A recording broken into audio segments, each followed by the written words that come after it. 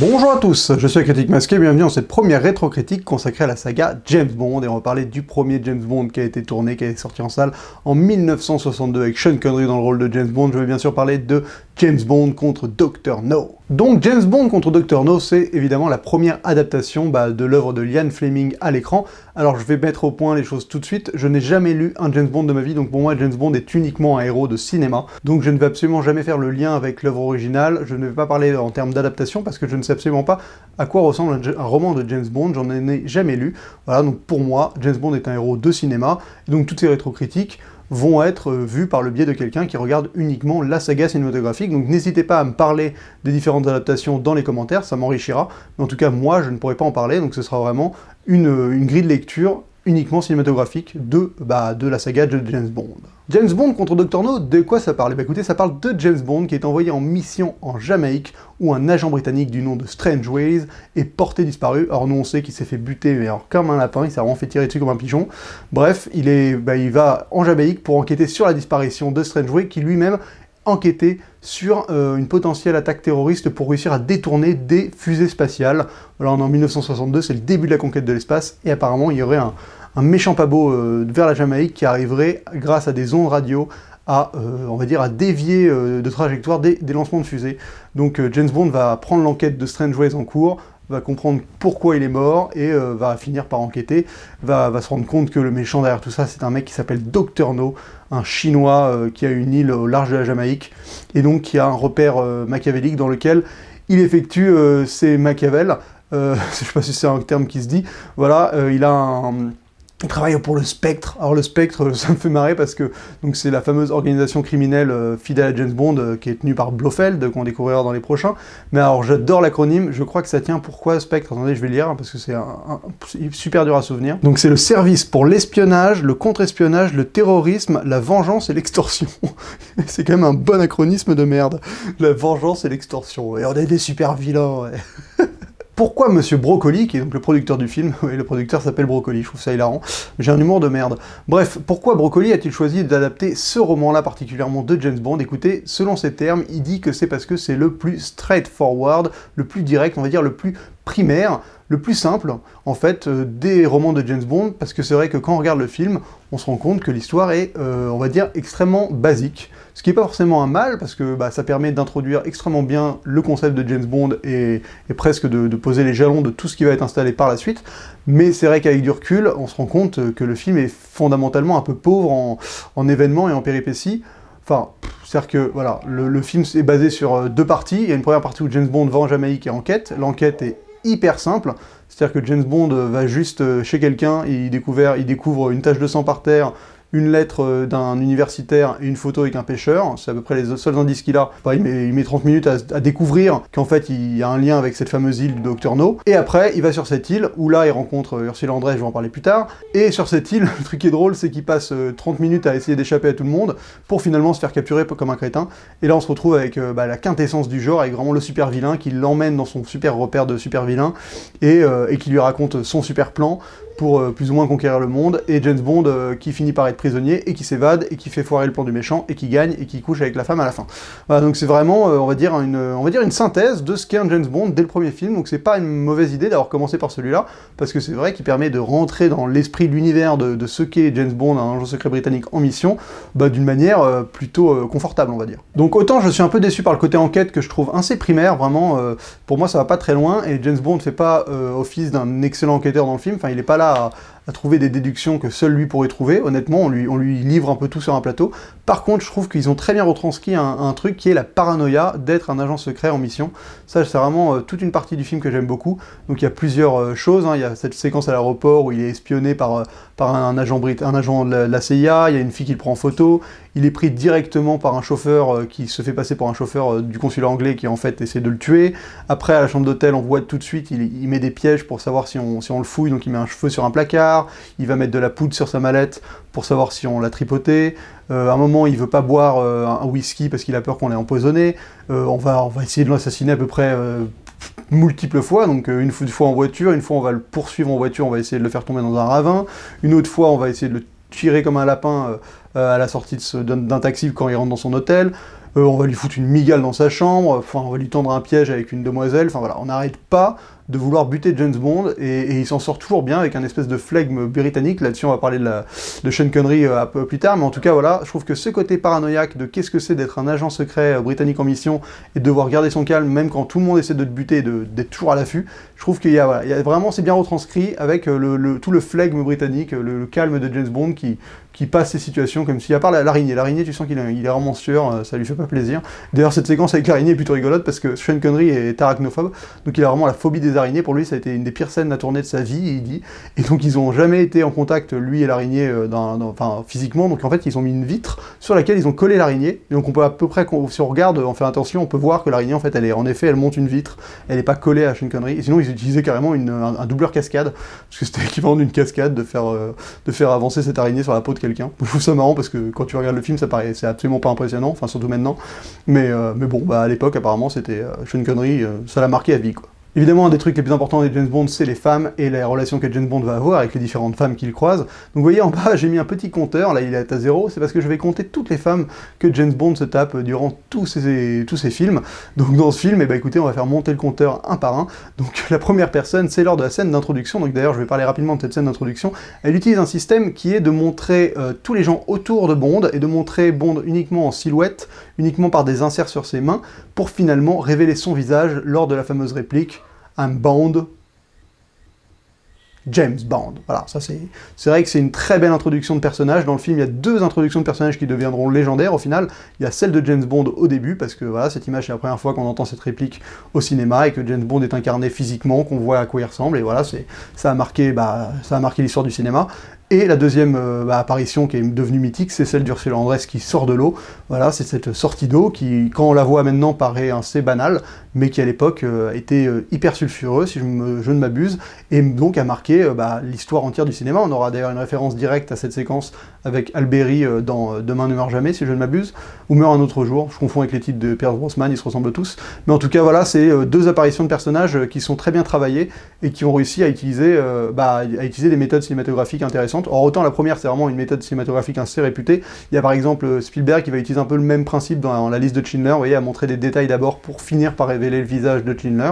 Bon, autant la deuxième, c'est juste que la demoiselle a un très beau maillot de bain et dans un décor paradisiaque, et donc fatalement, ça marque, surtout en 62. Et donc la première demoiselle qu'il arrive à dragouiller, c'est la fille avec qui il joue au baccarat, si je ne m'abuse, au début du film. Alors en plus de lui piquer tout son pognon, il arrive à bien la draguer, il lui propose un golf le lendemain. Le problème, c'est qu'entre-temps, il est convoqué pour partir en Jamaïque, donc il lui reste plus que 4 heures de temps, et quand il rentre chez lui, surprise, palalin, la fille est dans sa chambre, en petite chemise, à jouer au mini-golf. Et là, tu te dis que l'appartement de James Bond n'est pas du tout bien protégé. Comment la fille est rentrée? C'est super bizarre.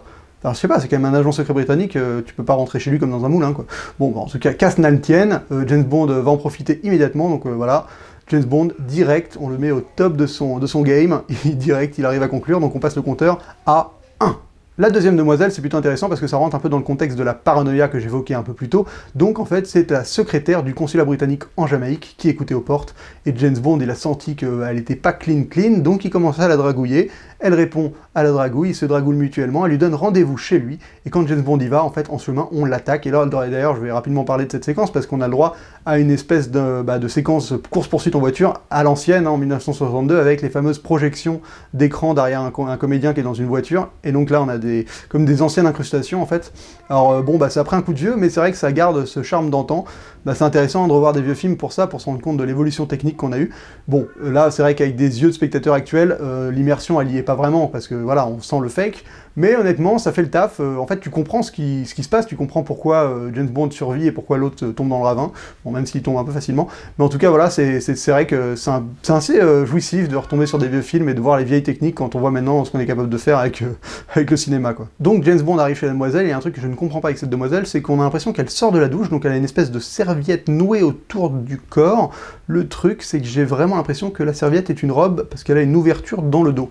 Donc, 2 hypothèses, soit la meuf a carrément une robe serviette chez elle, ce qui paraît hautement improbable, soit en fait, parce qu'ils voulaient, les costumes du film voulaient que, quand même qu'elle ait une serviette nous autour du cou, de la taille, mais que ce soit sexy, et ben ils ont créé une robe serviette, mais ils n'ont pas réussi à assez bien dissimuler, et la critique masquée l'a vu. Voilà, donc la critique masquée aime bien pinailler sur ce genre de détails, mais je trouve ça marrant quand tu vois comment ils essaient de faire des artifices comme ça pour rendre une fille encore plus sexy en serviette de bain, ils créent carrément une robe.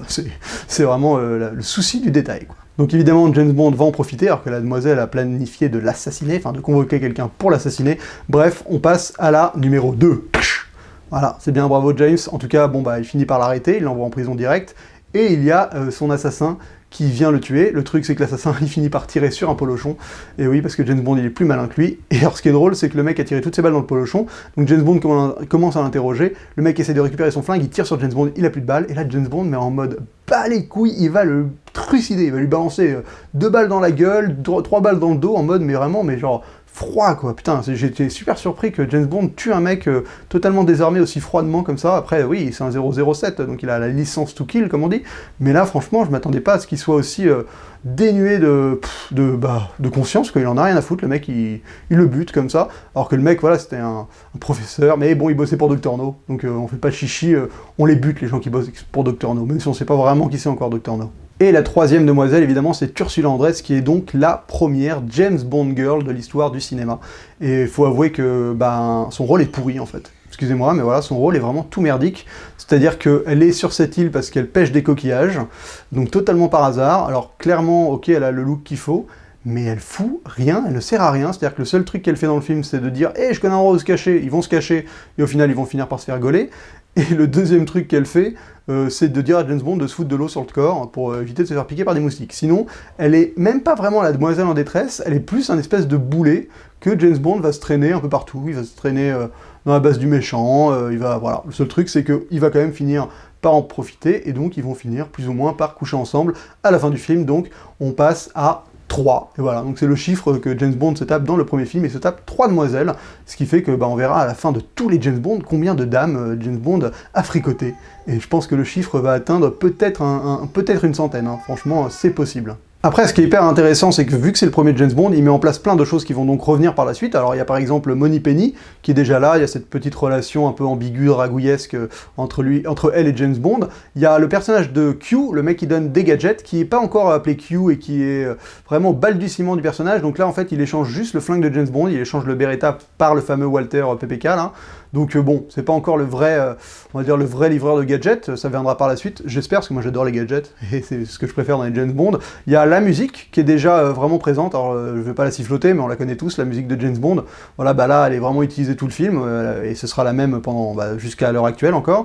Il y a le générique du début, qui est pas encore extrêmement bien rodé, parce qu'il est en 3 parties, il est d'abord avec des ronds, après il y a des silhouettes un peu féminines, et on finit par les trois souris aveugles là qui sont en fait des tueurs en silhouette. Donc il est joli, mais il n'est pas encore vraiment dans la grande tradition des James Bond avec des espèces de silhouettes féminines qui dansent de manière langoureuse. Voilà, on est encore en train de se chercher, et il y a aussi la fameuse introduction avec cette vue à travers un canon de pistolet, avec un personnage qui est supposé être James Bond, mais qui est joué par un doubleur cascade d'ailleurs, qui finit par regarder le truc tirer et avoir le sang qui coule sur l'écran, voilà. Donc il y a plein de choses qui sont déjà mises en place comme ça, qu'on va retrouver par la suite, qui vont même être améliorées, je trouve, par la suite, parce que bon, voilà, les gadgets, on en verra bien plus, mais ça place l'univers, ça place James Bond avec tout ce que... C'est vraiment... la recette est appliquée de manière, on va dire, de manière quasi chirurgicale, avec tous les éléments qui sont cochés et qu'on peut valider, donc c'est plutôt plaisant. Et évidemment, un des éléments hyper importants d'un James Bond, c'est le vilain, et donc là on est servi, on a Dr No. Alors Dr No, son plan, il est un peu alambiqué, donc déjà il bosse pour le Spectre, que je trouve assez alambiqué de base, et donc son plan, c'est grâce à des ondes radioactives, de réussir à dévier des missiles de leur trajectoire, enfin des navettes spatiales, bon, ok, pour foutre le bordel dans le monde, parce que l'Amérique et la Russie n'ont pas voulu l'embaucher. Ouais, pas le plan le plus bandant de la planète. Alors en plus c'est drôle parce qu'il y a un truc qui est devenu cliché par la suite, mais qui devait pas l'être avant ce film. C'est le côté je capture James Bond et je l'invite à dîner pour lui raconter tout mon plan. Donc c'est le genre de truc qui reviendra dans plein de films après, le méchant qui utilise le gentil pour lui raconter son plan. Moi, ce que j'aime bien avec Dr No, c'est déjà sa base, elle est totalement n'importe nawak. Donc déjà il y a une salle de douche qui décontamine la radioactivité. Ok, après t'as l'impression d'être dans un spa. Ils sont en peignoir, James Bond et Ursula Andress, ils se baladent. Ursula Andress, ça s'appelle Honey, comme le miel. Voilà. C'est un détail de merde, je sais pas pourquoi je vous l'ai dit. Donc à la base secrète, le mec, il a un aquarium avec des poissons géants dedans. Ça m'a fait penser à l'usine dans L'aile ou la cuisse avec les lapins géants, là. C'est le genre de détails qui ont été parodiés un peu par la suite, mais je vais en parler après des parodies, parce que c'est assez intéressant. Et surtout, il y a son repère principal avec sa base où il balance les espèces d'ondes pour détourner les missiles. Et ça, je trouve ça super drôle, parce que là, c'est vraiment... c'est un peu totalement n'importe quoi, c'est-à-dire que cette base a des espèces de panneaux partout, où il y a marqué à quoi servent chaque élément. Donc c'est drôle, il y a genre un espèce d'énorme endroit avec marqué Level Danger, comme si tu pouvais augmenter le niveau de dangerosité juste avec une molette. T'as des trucs avec genre ordinateur radio, enfin je les ai notés les machins. Ouais, t'as genre Danger Level, Control Interlocks, Thermal Control, Trajectory Computer, enfin t'as genre... Comme si dans la vraie vie, quand t'avais une salle comme ça, tu mettais des énormes écriteaux au-dessus de chaque machin pour qu'on sache à quoi ça sert, parce que les mecs qui bossent, ils disent « Oh putain, j'avais oublié à quoi ça servait, heureusement que c'était marqué au-dessus quand même !» Donc ça c'est vraiment un trip de chef d'éco, mais qui fait totalement toc, et d'ailleurs cette séquence est largement parodiée dans Austin Powers, et donc je vais parler rapidement des parodies maintenant, parce que c'est vrai que c'est difficile de regarder ce film, une fois que t'as vu pas mal d'autres films après qui parodient, parce que vu que c'est le premier James Bond, il a été surparodié. Donc t'as par exemple la séquence où James Bond arrive à l'aéroport, il se fait photographier par un photographe d'une manière pas du tout discrète, mais alors c'est le photographe qui d'ailleurs le rephotographera après d'une autre manière pas du tout discrète dans un bar. La meuf, c'est vraiment la moins discrète de l'histoire des meufs qui est supposée photographier quelqu'un discrètement. Faut dire avec les photographes, les appareils photo de l'époque, c'était pas évident. Mais donc il y a cette séquence où il y a la meuf qui photographie, il y a l'agent de la CIA qui l'observe à travers le journal, et franchement c'est du copier-coller avec OSS 117, le carnet d'espion, où quand il arrive, t'as un mec qui est là, qui décroche le téléphone et qui dit il est arrivé, et après t'as l'autre mec qui descend le journal et qui regarde, c'est exactement là, on sent que ça a inspiré, que OSS 117 parodie totalement cette séquence-là, et c'est assez génial, et surtout la fin où Austin Powers, là c'est totalement foutu de la gueule de Dr No avec Docteur Enfer déjà, Dr Evil là, qui a cette combinaison et qui a l'air de rien dans cette combinaison, qui rampe par terre comme un crétin. Enfin voilà, je trouve qu'ils se sont vraiment foutus de la gueule de ça, et ça fonctionne vraiment bien. Bon, en fait, je vous avoue que le truc qui m'a vraiment fait le plus chier dans le film, c'est la manière dont James Bond arrive à s'évader de la prison, parce que c'est vraiment de la merde. C'est-à-dire que James Bond est dans une espèce de prison avec un conduit d'aération qui est d'ailleurs déjà un peu détaché, la prison de merde, et il s'évade avec une savate, quoi. C'est-à-dire qu'il donne des coups de savate sur cette grille et il arrive à s'échapper. Voilà, c'est son acte qui fait qu'il arrive à déjouer tout le plan du méchant juste grâce à cette putain de savate. Je trouve que c'est super léger, quoi. Enfin, ça met pas James Bond dans une position de héros où t'es trop fier, t'es trop genre waouh, putain, le mec il est trop fort, quoi, c'est un super agent secret. Non, c'est genre putain, il a tapé avec sa chaussure sur un conduit pour s'échapper. Bravo James. Au niveau de la réalisation, je trouve que c'est très ancré dans son époque, avec les intérieurs qui font vraiment carton-pâte. Ils ont d'ailleurs construit des meubles plus petits pour que James Bond paraisse plus grand. C'est un concept assez spécial. Mais voilà, c'est assez théâtral, on sent que c'est des décors à trois murs. Donc c'est filmé t'as des axes que tu vois jamais, c'est des grands plans avec des travelling latéraux. C'est je trouve qu'il y a une forme de théâtralité, vu que si on est dans des studios et on filme un peu à l'ancienne. Par contre, il y a pas mal d'extérieurs, on filme vraiment la Jamaïque en décor naturel. C'est marrant, il y a une nuit américaine, ou un aube qui est vraiment filmé en aube et qui est pas très beau à l'image, mais au moins c'est intéressant de l'avoir vraiment filmé comme ça. L'île du Docteur No, elle est vraiment naturelle et tout ça. Donc c'est bon, voilà, il y a des trucs comme ça, mais bon, c'est vrai que il y a des petits trucs qui font bizarre. À un moment, ils plantent quelqu'un dans l'eau et genre t'as pas du tout de sang, par exemple. Donc ça, c'est des trucs de l'époque comme ça qui sont chelous. Moi, il y a des trucs qui m'ont un peu perturbé, genre son pote pêcheur, donc qui est quand même un peu son sidekick qui l'aide pendant tout le film, il se fait cramer au lance-flamme comme une merdasse par un espèce de vieux faux dragon totalement bizarre comme délire. Mais en tout cas, je trouve la manière dont il meurt, c'est totalement cruel. Tu sens qu'ils en ont rien à foutre au final de ce personnage qui était juste là pour aider. C'est assez, ça fout un peu froid dans le dos quand même. Pour conclure, c'est quand même une bonne entrée en matière dans l'univers de James Bond. Je trouve qu'on va attendre un peu avant de juger Sean Connery en tant que James Bond, parce qu'un film c'est peut-être pas assez. Par contre, il y a des trucs qui m'ont fait marrer parce qu'ils ont vraiment voulu le rendre irrésistible. Et t'as une séquence où il passe devant la réceptionniste de l'hôtel et la meuf lui mate le cul, mais c'est ostentatoire, quoi. Ça m'a vraiment fait rire. Donc voilà, il y a des trucs comme ça qui me font... Il a ce côté vraiment élégant, c'est un grand mec. Bon, je trouve qu'il incarne direct le personnage, je me suis pas posé une seule question sa légitimité, mais après, bon, c'est le genre de film que j'avais déjà vu. Pour moi, Sean Connery a le visage de James Bond, parce que voilà, j'ai grandi avec aussi. Donc on verra au fur et à mesure, et on pourra juger des différents James Bond après les avoir plus ou moins tous vus. Bon, en tout cas, c'est tout pour cette rétro-critique. Attends, je vais donner la note, excusez-moi. Je vais lui donner la note de 3 masques sur 5, voilà, je trouve qu'il est au-dessus de la moyenne, parce qu'il fait très bien tout ce qu'il essaie de faire. Il est un peu trop simple à mon goût, c'est un peu trop linéaire, voilà, c'est une enquête, un bateau, il finit sur une île, et au final, j'aime pas le fait qu'il s'échappe pour au final se faire gauler comme un crétin. pour s'échapper avec une savate. Il y a des trucs qui m'ont énervé en termes d'histoire, mais faut avouer que le film arrive à quand même à t'embarquer dans son aventure de manière plutôt optimale. Une James Bond girl pas terrible, bah, bon j'ai déjà tout dit, donc voilà, 3 masques sur 5. Écoutez, je vais essayer de tous les faire, voilà, alors, je sais pas à quelle cadence je vais le faire, le but c'est qu'au fur et à mesure de l'année, je vais avancer dans ces rétrocritiques. J'avais envie de faire des rétrocritiques qui sont liées à aucune sortie, pour changer un peu, ça ne m'empêchera pas de faire d'autres rétrocritiques liées à certaines sorties cinéma, mais en tout cas, je trouve ça intéressant de me lancer dans les James Bond, parce qu'il n'y a pas grand monde qui les fait sur YouTube, et pour une fois, je me tape pas des trucs que Durandal a déjà fait d'ailleurs, parce qu'en fait toutes mes rétrocritiques, il avait plus ou moins fait déjà des pourquoi j'ai raison et vous avez tort. Ah non, Fast and Furious il avait pas fait. Mais voilà, écoutez, je vais remercier 2 personnes, je vais remarquer, alors attends, faut que je regarde mes notes, mais en tout cas je vais remercier Anthony, parce qu'il m'a fait des nouvelles vignettes sur YouTube qui sont vraiment belles, magnifiques, donc je le remercie beaucoup, parce que bah, je suis pas graphiste pour un sou, et vraiment elles sont magnifiques ce qu'il m'a fait. Et je vais remercier DreamPix pour ma bannière YouTube et la télé que vous voyez autour, qui est une télé de meilleure qualité que ce que j'avais avant. Voilà, donc franchement, merci énormément à tous, pour, à vous deux pour ces contributions. Et autre chose, alors je suis en train de le faire, je sais pas trop comment ça fonctionne, je suis en train de créer un espèce d'Amazon où vous pouvez, si vous le désirez, mais j'ai pas encore mis ça en place réellement, m'envoyer des DVD pour que je les mate, et comme ça je ferai peut-être des critiques dessus. Voilà, dites-moi si vous pensez que c'est abusé, ou si c'est un système qui peut être intéressant. On en parle dans les commentaires, si ça vous intéresse, n'hésitez pas à me tenir au courant. Bah, c'est tout pour cette vidéo, je vous invite à la partager, je vous invite à mettre un pouce haut si vous avez aimé. Alors si vous êtes arrivé jusqu'ici et que vous mettez un pouce rouge, c'est que vous expliquez-moi dans les commentaires, parce qu'honnêtement, je trouve ça bizarre. Partagez-la, likez-la, abonnez-vous si vous n'êtes pas abonné, on se retrouve très vite pour une prochaine vidéo, et d'ici la prochaine, bonne toile!